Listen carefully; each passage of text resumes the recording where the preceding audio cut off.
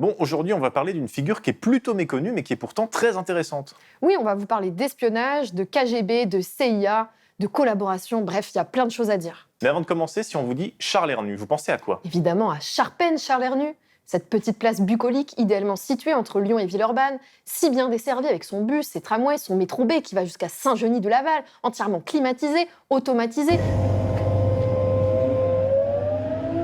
Prochaine station, Bordeaux.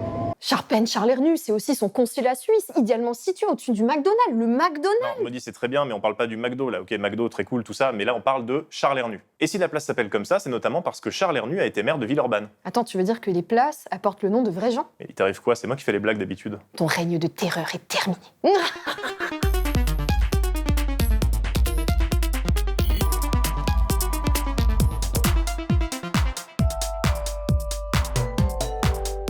Le Charles Hernu dont on va surtout vous parler aujourd'hui, ce n'est pas le maire de Villeurbanne ni le député de la 4ème République, mais c'est plutôt le ministre de la Défense de Mitterrand. Ouais, en plus il a été ministre de la Défense pendant un long moment, entre 1981 et 1985. Il faut dire que c'était un fidèle de François Mitterrand. Charles Hernu, on le connaît assez peu, il faut dire que les ministres de la Défense, en général, sont plutôt discrets. C'est marrant parce que t'as dit en général pour un ministre de la Défense. T'es sûr que c'est pas mieux quand c'est moi qui fais les vannes? Alors Charles Hernu, au départ, il faisait bien des trucs classiques de ministre de la Défense, comme une intervention aux côtés de l'armée tchadienne contre la Libye de Kadhafi, ou encore conclure des contrats de vente d'avions avec l'émirat d'Abu Dhabi. Ah mais c'est pour ça qu'il a l'air nu, Charles. C'est parce qu'il est à Abu Dhabi. Ça recommence. Mais ce qui va faire entrer le nom de Charles Hernu dans l'histoire politique française, c'est l'affaire du Rainbow Warrior. Alors, l'affaire du Rainbow Warrior, c'est quoi? On est dans les années 80 et à l'époque, la France fait des essais nucléaires en Polynésie française. Et l'association Greenpeace n'était pas trop d'accord avec ça, et donc ils essayaient de gêner l'armée française, notamment en naviguant dans les zones d'essais nucléaires avec un bateau qui s'appelait le Rainbow Warrior. Et là, boum. And that's when the second bomb went off. And it went off right under our feet. And I thought, okay, it's time to go. So I walked back aft, calling out abandoned ship, trying to look into cabins as I passed them. Went outside on the casting deck, crawled up onto the dock, stood there looking at the boat with all these bubbles coming up out of it and things. Le 10 juillet 1985, 2 bombes explosent à bord du navire qui était amarré au port d'Auckland en Nouvelle-Zélande. Un photographe néerlandais, Fernando Pereira, meurt piégé dans le bateau. Très vite, tous les regards se tournent vers les services spéciaux français, accusés d'avoir mené cette opération bancale. En tout cas, du côté des services de renseignement, on a très vite identifié le coupable dès la première dépêche. J'ai vu cette dépêche et je me suis dit, ok, ça c'est la maison. Quand on a vu ce message et qu'on l'a lu ensemble, on a dit ça, c'est la DGSE. Hein. Voilà. C'était, comme on dit en langage policier, c'était gros comme une maison. Hein. On vous la fait courte, l'enquête de la police néo-zélandaise va très vite démontrer qu'en effet, les services spéciaux français étaient à l'origine de l'opération. Dans un premier temps, le gouvernement va nier avoir fait exploser le bateau. Mais acculés par des enquêtes de journalistes, ils vont finir par admettre leurs responsabilités. Et ça va mener à une crise diplomatique. Une énorme crise diplomatique qui aura plusieurs conséquences. Déjà, la France a dû payer plusieurs millions de dollars de dommages et intérêts. Et puis parmi les conséquences plus inattendues, il y a eu l'interdiction faite par l'ONU à la France de s'opposer à un accord de libre-échange entre la Nouvelle-Zélande et l'UE. Cet accord a permis à Wellington d'importer sans taxe de la viande de mouton et de chèvre à bas coût, une concurrence qui touche encore aujourd'hui les éleveurs français. Tout ça pour vous dire que l'affaire du Rainbow Warrior a laissé des traces durables. Et si vous voulez en savoir plus, on vous conseille la vidéo que Brut a faite avec Edoui Plenel, qui a enquêté sur l'affaire du Rainbow Warrior quand il était journaliste au Monde. C'est là que je vais me retrouver, revenant de vacances, à devoir enquêter sur cette mystérieuse affaire. Et pour enquêter sur cette mystérieuse affaire, il a fallu se poser une question. Qui a donné l'ordre de poser une bombe sur le bateau d'une ONG? Qui a pu accepter d'utiliser de si gros moyens contre des écologistes? Charles Hernu, le ministre de la Défense qui contrôle la DGSE. Laurent Fabius, le Premier ministre qui accorde les fonds spéciaux. Ou le président François Mitterrand, chef des armées. Il n'y a pas de réponse certaine à cette question. L'hypothèse que fait le documentaire Les services secrets en France, dont on vient de vous montrer des extraits, c'est que Mitterrand était au courant de l'opération, mais pas des détails. Dans le documentaire Brut, on voit le directeur de la DGSE de l'époque qui affirme qu'il avait mis Mitterrand au courant. J'ai tenu personnellement à vérifier auprès de lui que ce n'était pas seulement une initiative de son ministre de la Défense et que Charles Hernu lui en avait bien parlé et il m'a confirmé qu'il était bien au courant. Donc on ne sait pas trop de quoi Mitterrand était informé à part d'une opération contre Greenpeace. Mais ce qui est sûr, c'est que c'est Charles Hernu qui va sauter suite à cette affaire. Alors il n'a pas démissionné tout de suite, au départ il a totalement nié en disant qu'il ne savait pas ce qui se passait. Dans la soirée, Charles Hernu affirme qu'aucun service dépendant de son ministère n'a reçu l'ordre de commettre un attentat contre le Rainbow Warrior.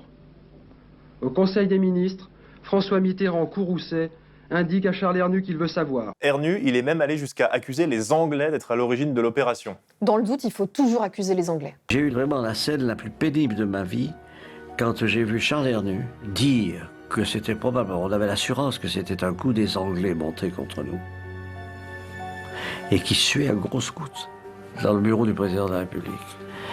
Transpirer.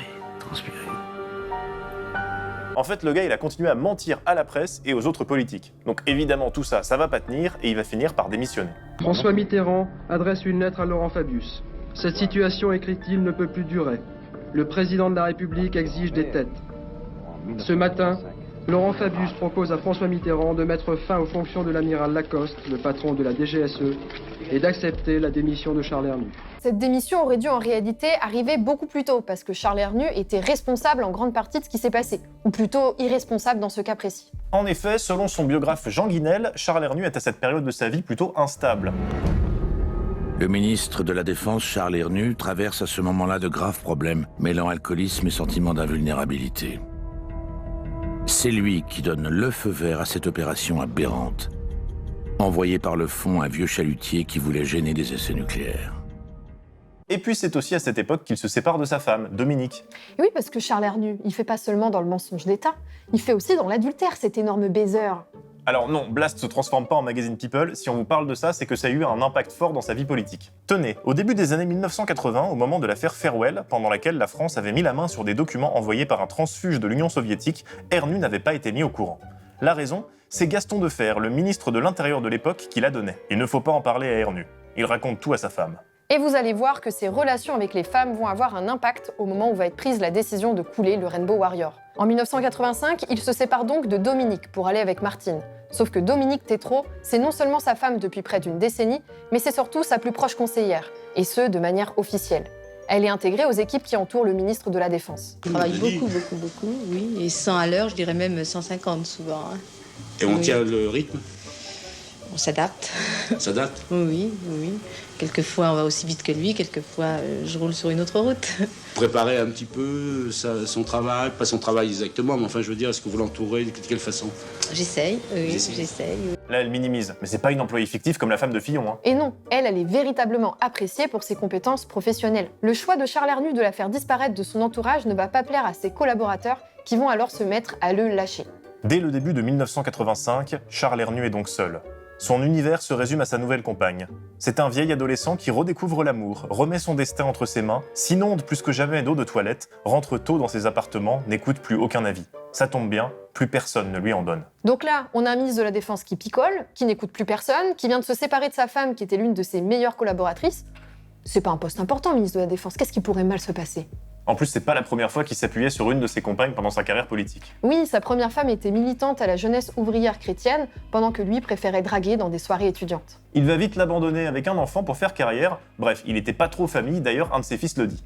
Disons-le tout de suite, comme mes autres frères, je ne l'ai fréquenté que par épisode du fait de ses divers mariages, et je ne peux dire qu'il m'ait élevé. Au moment de lancer sa carrière en politique, il va rencontrer une femme de milieu beaucoup plus aisé que lui. Elle va lui permettre de rentrer dans des cercles parisiens très fermés qui lui étaient complètement inaccessibles. Ouais, parce que Charles Hernu, il vient d'un milieu plutôt modeste à la base, même si sa famille a pu connaître une petite ascension sociale grâce à la gendarmerie. Il est né à Quimper en 1923, on a quelques éléments sur sa jeunesse, mais c'est un peu compliqué de savoir ce qu'il a fait pendant la guerre. En tout cas, ce que semblent indiquer plusieurs documents de l'époque, c'est qu'il a collaboré. Jusqu'en 1944, Charles Hernu était mineur, et donc on n'a pas trop d'informations sur cette période. On sait qu'en 1943, il a été incorporé au chantier de jeunesse du régime de Vichy. Là, on n'est pas encore dans la collaboration, c'était obligatoire pour les jeunes de son âge à l'époque. Mais c'est après, en 1944, que les choses prennent une autre tournure, et ça c'est ce que raconte Jean Guinel dans sa toujours excellente biographie de Charles Hernu. Après avoir quitté les chantiers de jeunesse, Charles Hernu serait entré dans une petite officine vichysoise, la propagande ouvrière, dépendant du ministère de l'Information du Maréchal. Puis il aurait été nommé délégué pour l'information dans le département de l'Isère. Pour ses activités, Charles Hernu sera emprisonné à Grenoble à la Libération et son passé ressurgira régulièrement pendant toute sa carrière politique. Il sera même accusé d'avoir dénoncé un commerçant juif de l'Isère. Hernu s'est expliqué sur cette affaire. Selon lui, il aurait simplement cherché à occuper le local du magasin de fourrure du commerçant juif avant de renoncer, car les clés du magasin se trouvaient à la Gestapo. Mais est-ce pour autant une affaire sans gravité ? Comme l'écrit le journaliste Jean-Moïse Breitberg dans Franc-Maçonnerie Magazine, qu'il ait ou non dévalisé ce magasin ou qu'il ait occupé les lieux importe peu. Il en avait bel et bien demandé la réquisition, ce qui était un acte lourd de sens. Oui, il a collaboré. En 1957, au début de sa carrière politique, il a même été giflé par un ancien résistant alors qu'il assistait à la commémoration de l'appel du général de Gaulle au Mont Valérien. Tout cela est vrai. Mais il ne faut pas ignorer non plus que le passé de Hernu a été utilisé contre lui par ses adversaires politiques, avec parfois des exagérations et des mensonges. Hernu, il était proche de Mendes France après la guerre, et l'entourage du socialiste a été la cible de nombreuses fausses accusations. Des accusations notamment colportées par la fameuse centrale Albertini, une centrale dont on vous a parlé pendant l'épisode sur Madelin. Mais en tout cas, pour trier le vrai du faux, on vous recommande le travail de Jean Guinel, qui a quand même cherché plein d'archives et interrogé plus de 200 personnes. Et ce qui est sûr, c'est que Hernu a travaillé pour Vichy jusqu'à très tard pendant la guerre. Mais ça ne l'a pas empêché de s'engager à gauche en politique après la Libération. Charles Hernu cumule dans les années d'après-guerre sa carrière au Centre national du commerce extérieur et son activité de journaliste aux Patriotes et aux Démocrates de Lyon. Il fonde en 1951 le Club des Jacobins. En 1956, il se présente aux élections législatives et devient ainsi le plus jeune député de France. Il rallie ensuite le PSU, mais en 1965, François Mitterrand l'appelle à ses côtés pour sa campagne présidentielle. Et pourtant, François Mitterrand, il était informé de son passé. Il en est allé de même au Parti Socialiste, où François Mitterrand, aussi bien que Jean-Jacques Kéran, l'actuel président du Conseil régional Rhône-Alpes, et Francisque Collomb, le maire de Lyon, étaient parfaitement au courant. Bon, ça c'est pas étonnant si vous connaissez l'histoire personnelle de François Mitterrand, mais aussi la tendance qu'il avait à s'entourer d'anciens collabos. D'ailleurs, il s'est entouré de collabos de bien plus grande envergure que Charles Hernu. Le plus connu, c'est René Bousquet. Déjà, pour quelqu'un d'aussi jeune que Charles Hernu, le choix de la collaboration est peut-être plus un choix d'opportunité qu'un choix idéologique. Il y a eu des résistants qui se sont ensuite engagés très à droite, comme Pasqua, et puis des collabos qui se sont ensuite engagés à gauche. Et même quand on regarde d'où venaient les collaborateurs avant la guerre, on trouve des gens qui venaient de tous les bords politiques. Et ça, on le voit dès le vote des pleins pouvoirs à Pétain. Donc 570, oui, contre 80 non, et une vingtaine d'abstentions. Donc effectivement, à partir de ce moment-là, vous avez eu une majorité de oui dans tous les camps.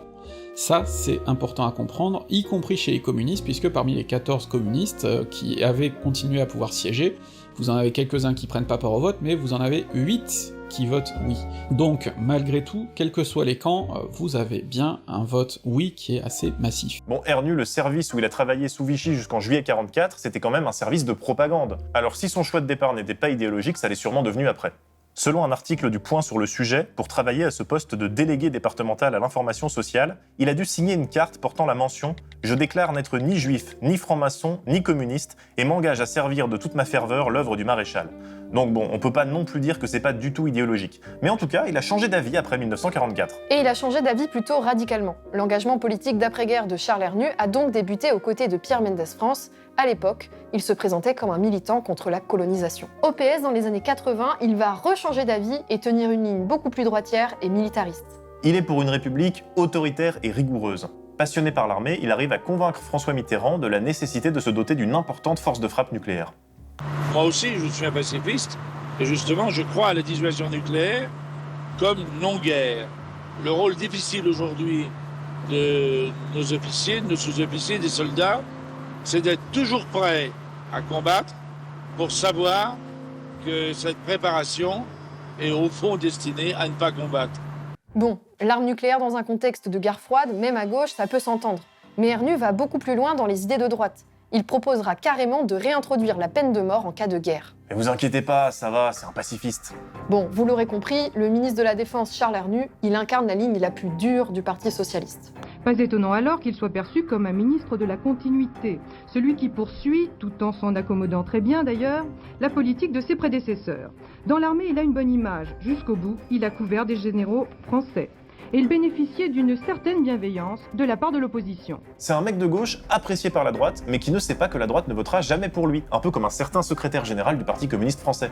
Hernu, il tiendra même cette ligne dans sa ville. Il instaura à Villeurbanne un climat sécuritaire en demandant plus d'effectifs policiers pour lutter contre ceux qu'il appelle les voyous. Il ira même jusqu'à faire appel à des milices privées pour réprimer les populations les plus pauvres, mais ça ne l'empêchera pas de rester très populaire chez les militaires et dans sa région. Ses allers-retours en TGV pour Villeurbanne se traduisent par des salves d'applaudissements quand il traverse le train. Sur le quai de la gare de Lyon, les permissionnaires le saluent. Quand ce sont des légionnaires, ils lui font une haie d'honneur. Au restaurant, à Lyon, où il prend un repas lors du premier week-end suivant sa démission, les clients se lèvent et viennent lui faire compliment. De temps à autre, on le félicite ouvertement d'avoir fait couler le navire écologiste. Ah bah ça, les écolos, ils nous emmerdent, hein. Si Charles Hernu avait rien fait, je suis sûr qu'ils auraient mis des pistes cyclables pour bateaux partout dans Paris. Merci Charles Hernu. Hein. D'ailleurs, il va comment, Charles Hernu ? Eh ben, il est mort, devant les caméras.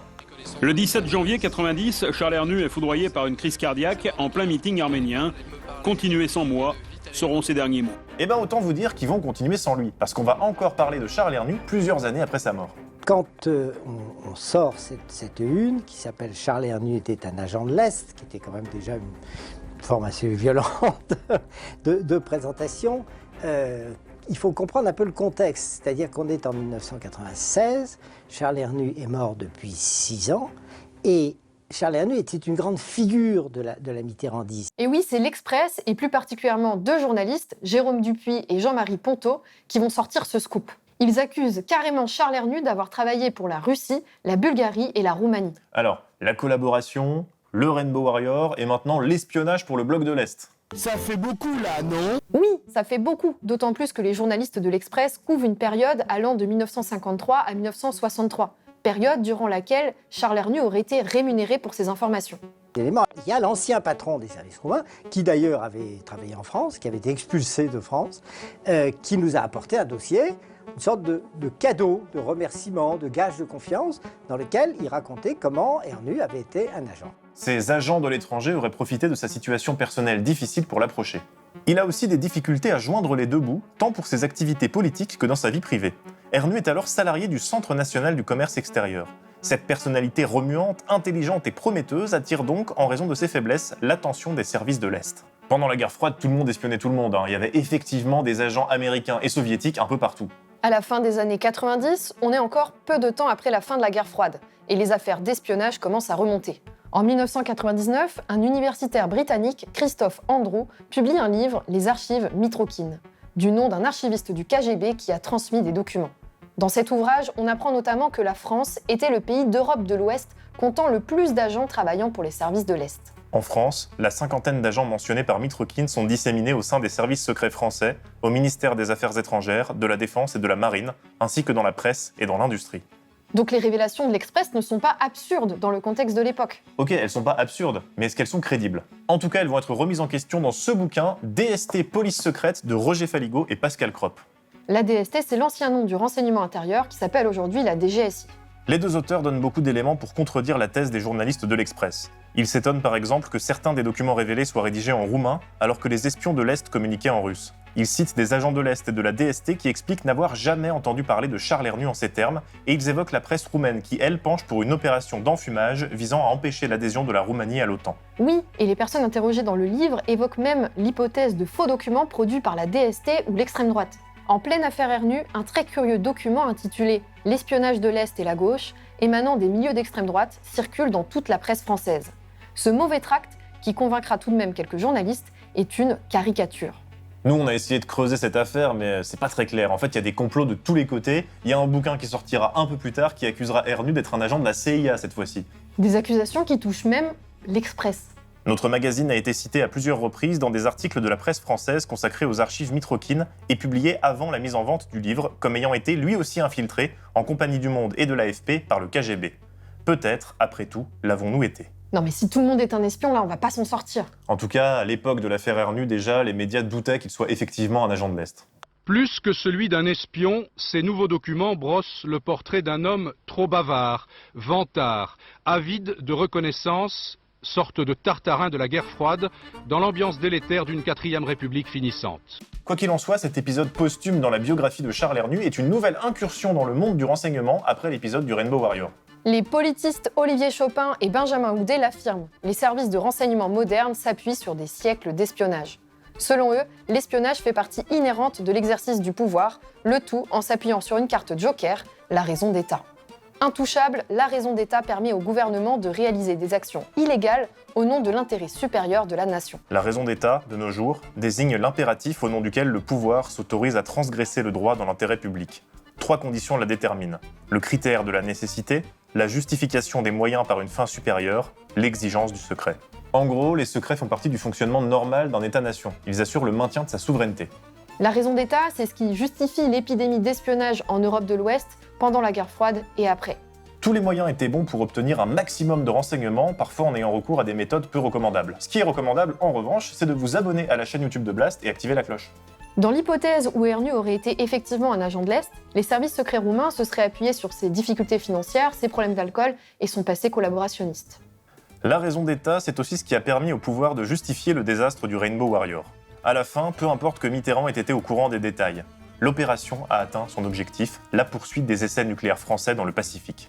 Et tant pis si ça a été fait au mépris de la santé des populations polynésiennes, qui étaient d'ailleurs parfois évacuées par les navires de Greenpeace.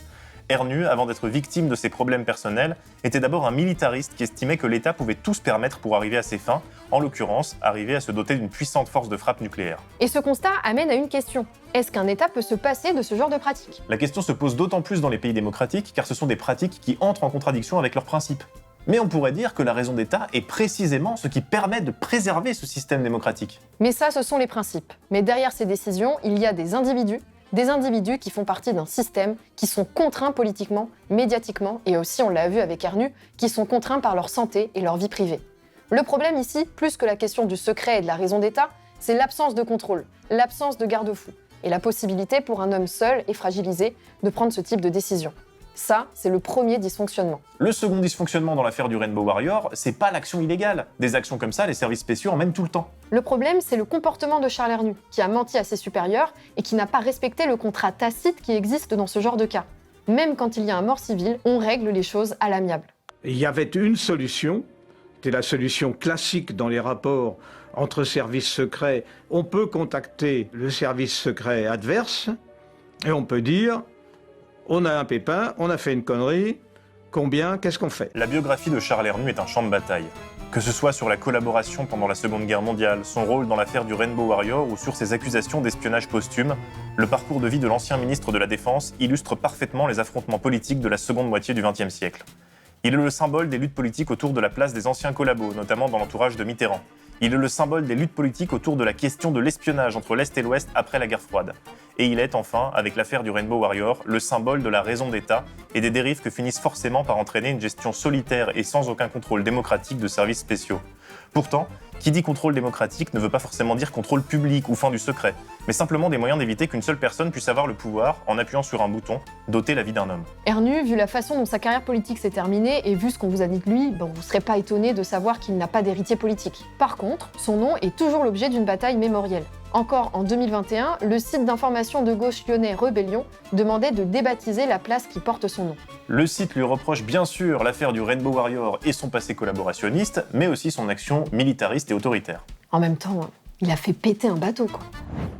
Merci d'avoir regardé cet épisode des Portraits, on espère que ça vous a plu avec cette figure un peu méconnue, et on se retrouve le mois prochain pour la suite. Et en attendant, n'oubliez pas que Blast est en galère financièrement. Regardez, on tourne dans une cave, on n'a pas de nouveau décor, donc s'il vous plaît, donnez pour soutenir Blast, c'est important.